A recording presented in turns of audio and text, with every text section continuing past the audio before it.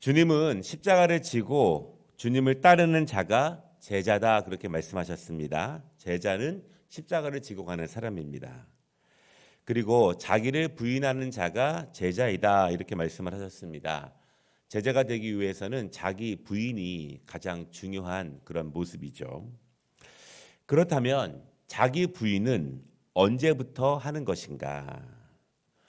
자기 부인은 십자가를 지기 직전에 하는 것인가? 자기 부인은 언제 하는 것인가? 주님을 처음 따르기 시작할 때부터 자기를 부인하고 계속 자기를 부인하면서 살아갔던 사람이 있다면 오늘 말씀에 있는 베드로의 모습입니다. 예수님은 갈릴리 해변을 다니시다가 베드로와 안드레가 그물을 던지는 것을 보셨습니다. 그리고 그들에게 이렇게 말씀하셨어요. 말씀하시되 나를 따라오라. 내가 너희를 사람을 낚는 어부가 되게 하리라. 예수님은 베드로와 안드레에게 나를 따라오라 이렇게 말씀하셨습니다. 그리고 그 말을 들은 베드로와 안드레는 어떻게 반응하셨을까? 그들이 곧 그물을 버려두고 예수를 따르니라 이렇게 말씀하고 있습니다. 예수님이 말씀하셨을 때 그들의 모든 것을 그대로 다 내려놓는 베드로의 모습을 보게 됩니다. 예수님이 그들에게 처음 말씀하셨을 때부터 자기 부인은 베드로의 삶 속에서 시작되었습니다. 우리도 십자가를 집니다. 그렇지만 우리가 지는 십자가는 나무 십자가를 우리가 지는 것은 아닙니다. 우리는 그 십자가가 무엇인지 잘 압니다. 하나님이 우리에게 주신 사명이 있고요. 또한 하나님께서 나를 통해서 이루고자 하시는 뜻들이 있습니다. 우리는 그러한 것들을 십자가로 알고 있습니다. 그래서 그 십자가를 우리가 짊어지고 자기를 부인하면서 주님을 따라가고 있죠. 그러나 우리는 그 십자가가 너무나 무겁다는 것을 잘 알고 있습니다. 왜 그 십자가는 무거울까? 왜 그 십자가는 부담이 되는가? 그것은 자기 부인의 훈련, 또한 자기 부인의 연습, 온전한 자기 부인이 되지 않기 때문에 십자가가 여전히 무겁고 십자가가 여전히 우리에게 힘겨운 것입니다. 십자가를 지기 위한 자기 부인은 내가 여전히 포기해야 되는 것이 너무나 많다는 것을 알게 합니다. 십자가를 멀리 있었을 때, 내가 십자가와 멀리 떨어졌을 때에는 그러한 것을 느끼지 못하지만 내가 십자가와 가까이 가면 가까이 갈수록 십자가는 나에게 내가 내려놓아야 하는 것들, 내가 포기해야 하는 것들에 대해서 알게 하십니다. 밝히 보여주시는 거예요. 내가 죽어야 하는 성품들이 있고 내가 포기해야 하는 나의 꿈도 있습니다. 하나님이 나를 통해서 원하시는 것, 나를 통해서 영광 받으시기 원하시는 것들이 있기 때문에 그렇습니다. 내가 져야 하는 십자가, 나의 십자가, 그것은 내가 정하는 십자가는 아닙니다. 주님이 정하시는 십자가입니다. 그리고 주님이 나에게 맡겨주시는 십자가입니다. 그래서 우리는 십자가를 지기에, 짊어지기에, 걸어가기에 많이 힘든 것이 사실이에요.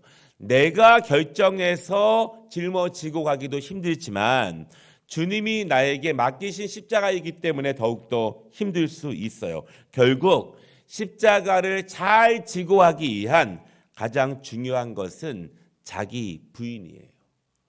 우리의 자기 부인이 연약하면 연약할수록 그 십자가는 나에게 더욱더 힘들고 어려울 수밖에 없습니다. 베드로는 주님이 나를 따라오라 이렇게 말씀하셨을 때 주님의 말씀에 자신을 맡겼죠. 이 자신을 맡겼다, 이것은 정확하게는 자신의 인생을 맡겼다 그 뜻입니다. 나의 인생을 맡겼다. 인생을 주님께 맡겼다는 것에는 많은 의미들이 있어요. 나의 시간도 주님께 맡기는 것이고 건강도 주님께 맡기는 것이고, 맡긴다는 것은 모든 것은 주님의 처분대로 하겠습니다, 그것입니다. 주님의 처분대로, 주님이 사용하시겠다고 하시는 뜻대로 내가 감당하겠습니다, 그것이 주님께 맡겼다는 것입니다. 모든 사람들은 당연히 연약함이 있죠. 인간이기 때문에 갖는 연약함, 결심하지만 각오하지만 수없이 많이 좌절하고 쓰러지는 연약함이 있습니다. 시간이 가면서 점차 주님께 강건함으로 나아가면서 맡기는 사람들이 있어요. 전에는 맡기지 못했는데 이제는 조금 더 맡기게 되고 조금 더 맡기게 되고 조금 더 맡기는 사람이 있습니다. 그러나 처음부터 시작부터 작정하고 주님께 맡기는 사람이 있는데 베드로가 바로 그런 사람이었어요. 주님께서 나를 따라오너라 이렇게 말씀하셨을 때 모든 것을 내려놓고 그가 아는 모든 것을 내려놓고 주님을 따르기 시작한 그날부터 모든 것을 맡기고 그 인생을 주님께 향해 나아간 사람입니다. 성경에는 베드로의 수없이 많은 연약함들이 있죠. 우리는 그 연약함들을 모르는 것이 아닙니다. 그러나 말씀에 있는 베드로의 모습들을 하나하나 따라가다 보면 베드로는 연약함과 부족함 가운데서도 자기를 계속 부인하며 자기 십자가를 계속 지고 가며 점점점 저 멀리서 십자가 앞으로 계속 가까이 나아오고 있는 베드로의 모습을 우리가 보게 돼요. 마틴 루터는 이런 말을 했습니다. 십자가를 지는 것은 내가 과연 참 제자인지 혹시 떡덩이나 물고기를 얻어먹으러 다니는지 그것을 분별하는 시금석이라. 그렇다면 베드로의 인생을 바라보게 되면 그의 인생 전체에서 그는 어떤 개인적인 떡덩이나 물고기를 얻으러 다니지 않은 것은 분명합니다. 그는 심지어 그가 잡으려던 물고기도 내려놓고 주님을 따르는 그런 사람이었어요. 사랑하는 여러분, 자기 부인은 진정한 성장을 위한 출발점입니다. 자기 부인은 주님을 닮아가기 위한 출발점이 됩니다.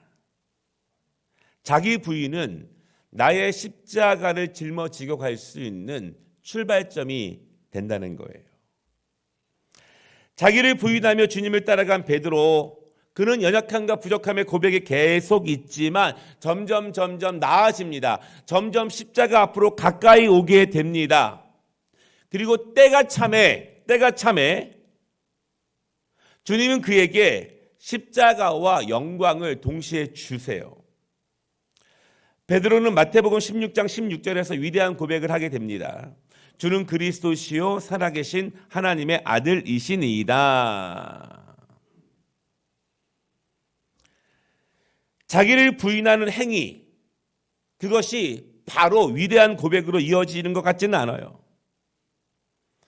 처음 예수님을 따르겠다고 고백하며 자기를 부인하며 첫걸음을 옮겼던 베드로, 그가 처음부터 예수 그리스도에 대해서 이러한 고백을 할 수 있는 것은 아니었습니다. 모든 사람들은 연약함이 있고 한 걸음 두 걸음 모아지면서 십자가 앞으로 가까이 나오기 때문이에요. 그가 예수 그리스도를 살아계신 하나님의 아들로 인정하고 영접하기까지는 어느 정도 많은 시간이 걸렸어요.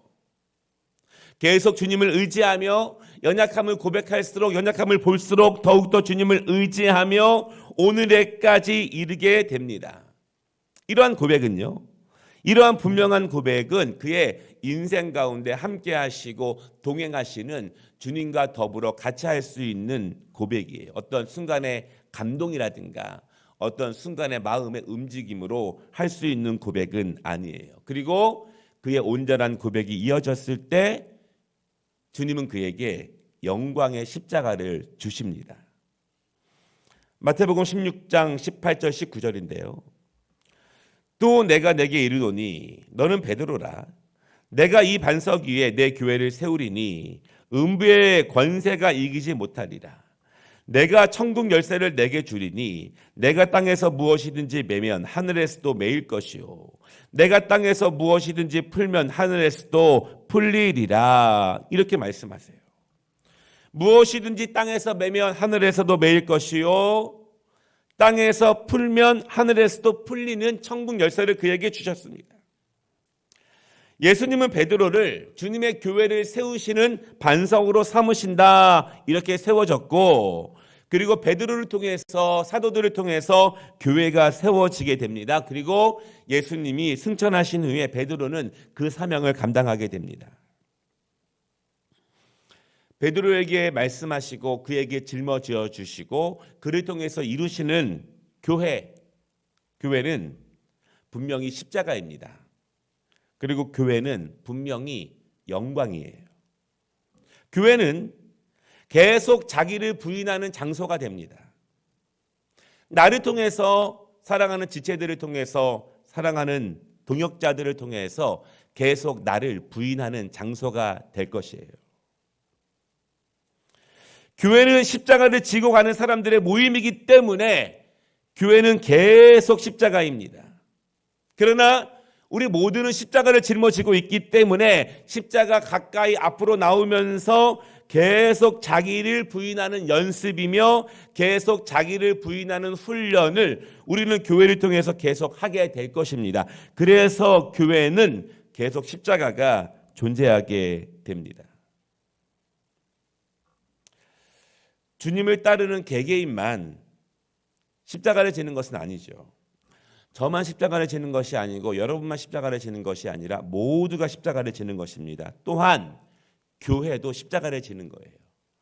우리 아름다운 교회도 하나님께서 우리 교회에게 주신 십자가를 지는 것입니다. 우리 교회도 불편했던 것들을 감당하는 십자가, 사랑의 범위들을 더욱더 넓혀가는 십자가, 힘에 겪고 어렵지만 하나님께서 이 지역에서 우리 교회에게 주신 사명이 있다면 그것을 지고 가는 교회의 십자가, 그 교회의 십자가도 지고 가는 것, 우리 모든 교회 안에서 십자가를 계속 지는 훈련, 계속 자기를 부인하는 훈련은 교회 안에서 이루어지게 돼요. 그러나 동시에 베드로를 향한 주님의 선언은 베드로에게 참으로 영광스러운 것이 아닐 수 없습니다. 주님의 몸된 교회, 주님이 머리 되신 교회, 주님의 뜻을 이루는 교회, 하나님께 영광 올려드리는 예배의 장소, 만민이 아버지께 기도할 수 있는 그곳, 그 영광스러운 것을 베드로를 통해서 이루신다 이렇게 말씀하신다면 그것은 십자가이지만 또 다른 영광의 위대함일 수 있어요. 어린 영혼을 받아 장성하게 온전하게 성장시킬 수 있다면 그 터전은 영광스럽고 아름다운 터전이 될 수 있습니다. 죄인들이 모여서 점점 주님을 닮아가면서 아름답게 성화되어가는 장소라면 얼마나 영광스러운 장소이겠습니까?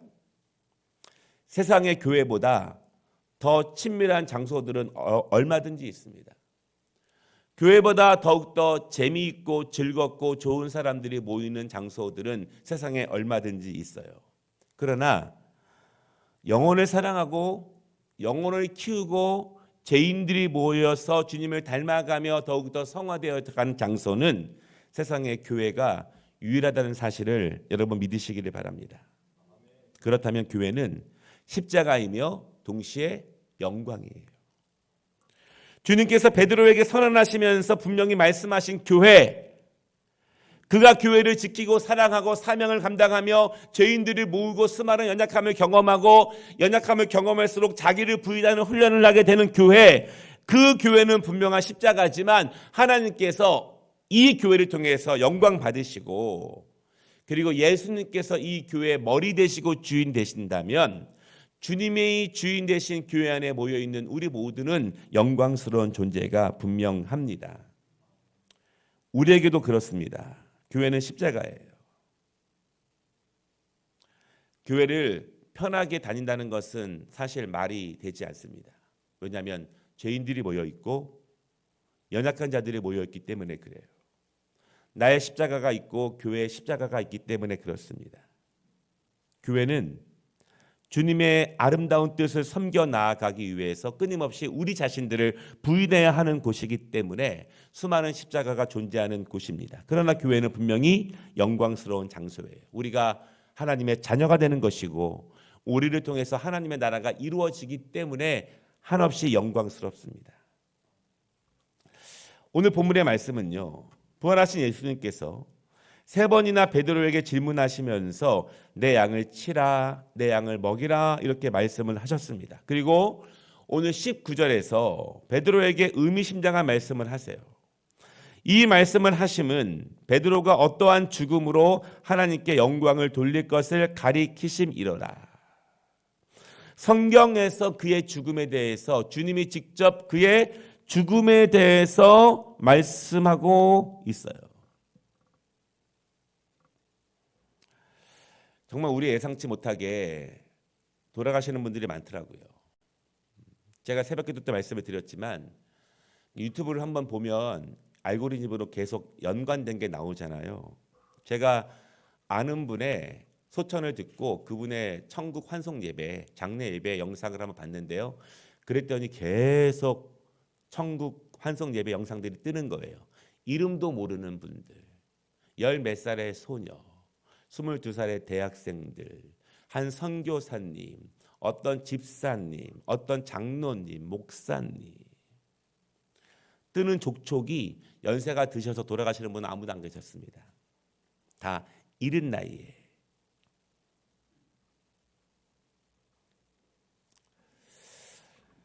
주님은 베드로에게 십자가를 말씀하시고 영광을 말씀하시면서 그의 죽음을 통해서 영광을 돌릴 것이다. 그렇게 말씀하시는 것입니다. 그의 죽음을 통해서 영광을 돌릴 것이다. 왜냐하면 그가 그 사명 감당하는 것, 죽는 것은 십자가일 수 있겠지만 하늘의 밀알이 죽어서 수많은 열매를 맺는다면, 그를 그렇게 사용하신다면 그것이 얼마나 영광된 모습이겠습니까? 우리가 아는 것처럼 베드로는요, 박해자들에게 굴복하지 않고 십자가에 거꾸로 달려 순교한 것으로 알려집니다. 그리고 그의 신앙의 고백과 간증들을 통해서 수많은 믿음의 사람들이 더욱더 강건하게 되고, 베드로처럼 그의 인생을 주님께 맡기게 되고 하나님의 교회를 더욱더 사랑하게 됩니다.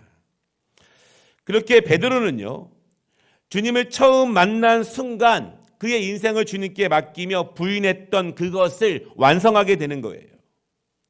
분명한 것은 오늘 베드로를 통해 볼 수 있는 것은 십자가를 진다는 것은 순간이 아니라 과정이라는 것입니다.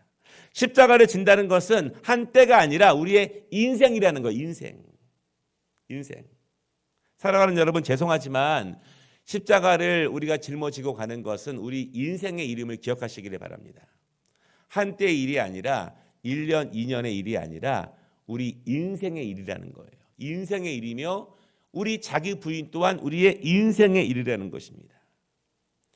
주님께서 베드로에게 위탁하신 것처럼 우리 또한 날마다 주님의 몸된, 주님이 주인 대신 세우신 교회라고 하는 십자가를 짊어지고 또한 이 교회의 영광을 함께 소유할 수 있는 고난 주간, 그리고 둘째 날 되시면 좋겠습니다. 오늘도 주님이 나에게 짊어주신 그 십자가를 기쁨으로, 감사함으로 더욱더 주님 의지하면서 함께 나아갈 수 있는 우리 모두 되시기를 주님의 이름으로 축복합니다.